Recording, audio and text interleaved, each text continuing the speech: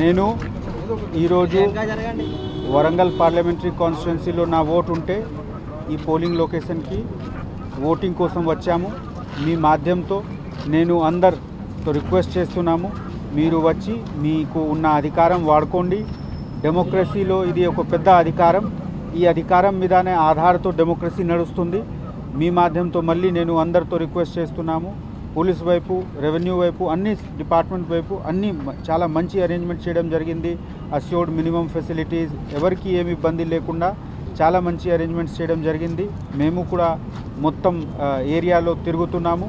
ఎక్కడా కూడా శాంతి భద్రతకి ప్రాబ్లం లేకుండా మనము ఇన్ష్యూర్ చేస్తున్నాము.